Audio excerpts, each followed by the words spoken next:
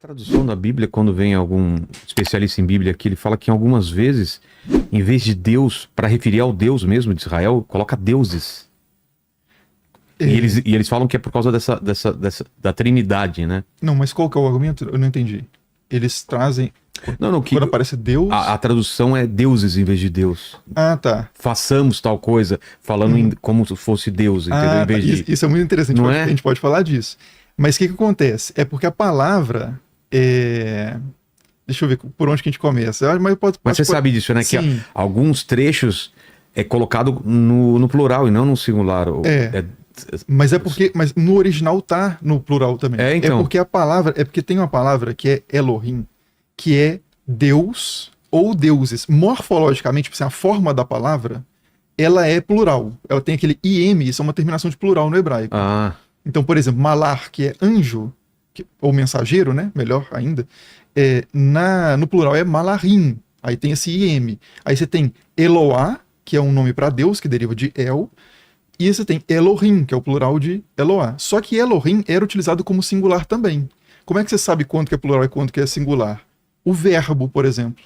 Então, se eu falar assim, vamos passar para o português de forma literal, né? Deuses. Então, Elohim seria deuses.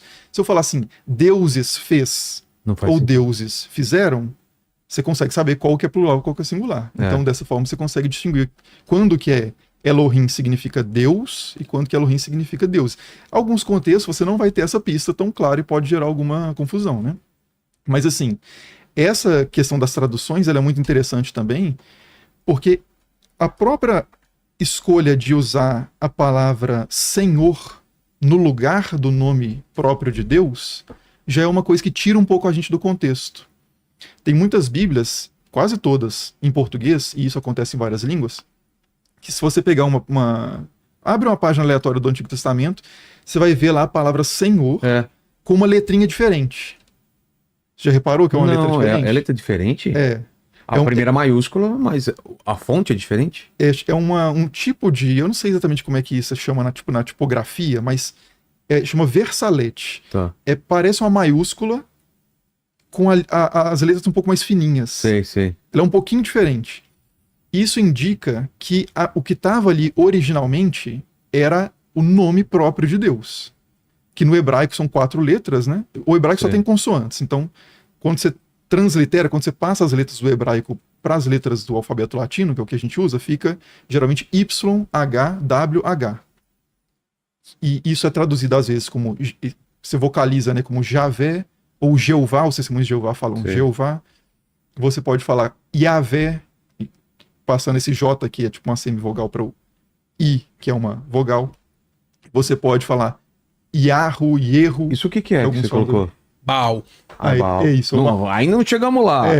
Segura ele aí. Segura ele. Mas coloca essas letras, né? Se você encontrar uma página, tipo assim, digita Bíblia Isaías e no Google Imagens e vê se você acha uma página aberta assim, porque é muito fácil, porque a quantidade de vezes que aparece o nome de Deus, a chance de aparecer a imagem com esse versalete é grande. E por que se traduz como Senhor e não como Deus? Isso é uma prática que tem a ver com piedade, assim, para você evitar usar o nome de Deus, né? Uma interpretação daquele mandamento do não usar o nome de Deus em vão seria de você não ficar falando o nome próprio de Deus. E aí, por isso que os judeus falam Adonai, né? Ou às vezes até falam Hashem, que é o nome, em vez de falar o nome próprio. Hashem é o nome? Isso.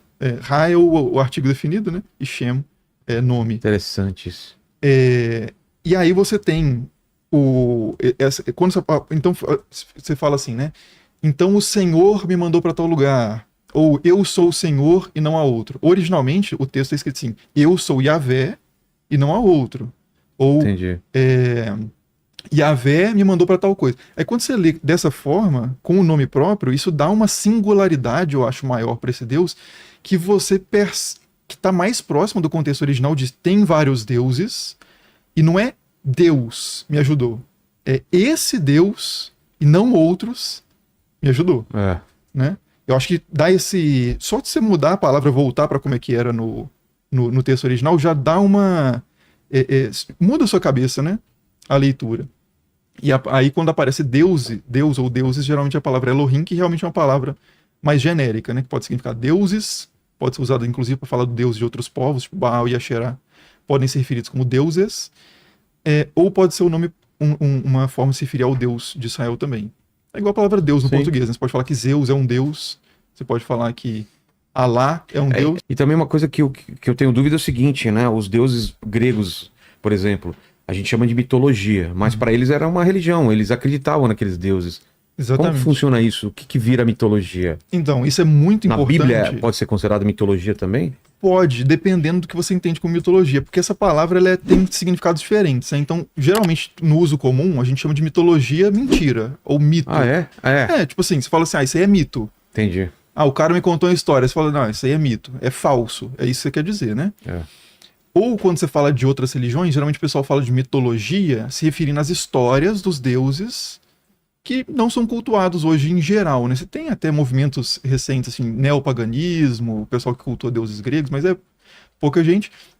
Mas a mitologia, mais tecnicamente, é um aspecto da religião, das tradições. A mitologia são as histórias. É a parte narrativa da religião. Então, tipo assim, o culto a Zeus, ele não é mitológico. O culto a Zeus é cultico. É a performance. Você vai levar um touro e sacrificar ele no altar de Zeus, vai queimar ele para que a fumaça do touro suba até Zeus, porque Zeus está no céu, então ele recebe a fumaça, né? Então Agora, contar a história do Caixa de Pandora, a história do Minotauro, tudo isso é tudo mitologia. Isso, porque isso são...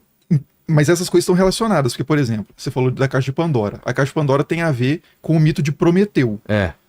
Que Prometeu acorrentado. Isso, que é o Prometeu acorrentado já é tipo uma peça de teatro baseada nessas histórias tradicionais. Né? Tá. Porque mitologia, para dar uma definição, assim, né? Mitologia é basicamente as histórias tradicionais, ou seja, histórias são passadas de geração em geração, e que são fundantes ali para valores de um povo, para a forma de pensar sobre a nossa relação Moral, ética, com o vizinho. Tipo assim, por que a gente tem tanto problema com o povo tal? É porque lá no início, o patriarca daquele povo e o nosso deu problema. Entendi. Ou então, assim, por que nós, atenienses, vivemos nesse território aqui? Aí você conta a história de quando o deus Hefesto tentou se reproduzir né, com a deusa Atena, que é a deusa virgem, ela rejeita essa incursão do Hefesto, ele acaba ejaculando na coxa dela, ela joga o sêmen do Hefesto, que é um sêmen divino, então é sempre fértil, né?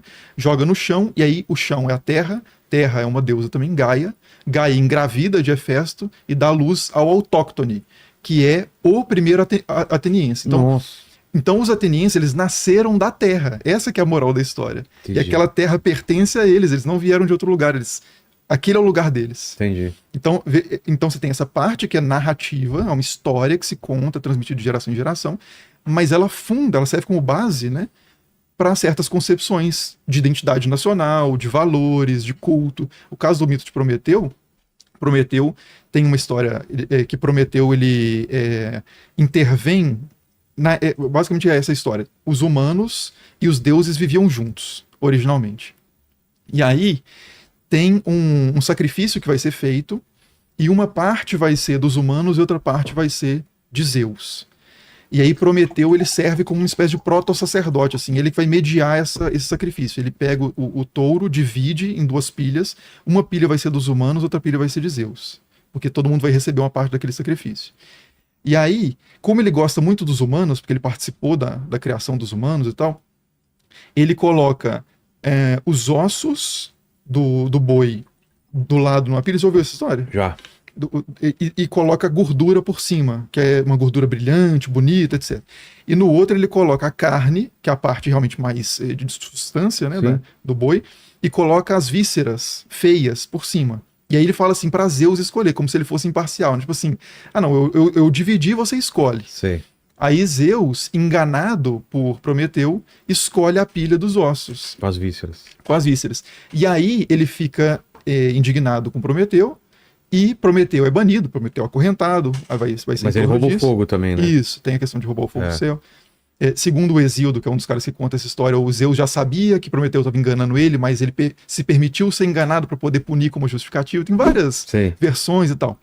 Mas o importante dessa história é o seguinte, beleza, você já ouviu essa história, mas você sabe a conexão cultica dessa história? O que isso tem a ver com os templos gregos? Não. Pois é, porque a gente distanciou a mitologia do mundo da mitologia. Certo. Qual que é o mundo em que essa história faz sentido? O boi era sacrificado nos templos.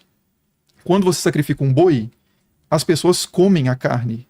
Depois que o boi é sacrificado, entregue ao Deus, uma parte vai para o sacerdote. O couro, por exemplo, geralmente fica no templo. O sacerdote pode economicamente usar aquilo, pode vender, etc., para o seu sustento.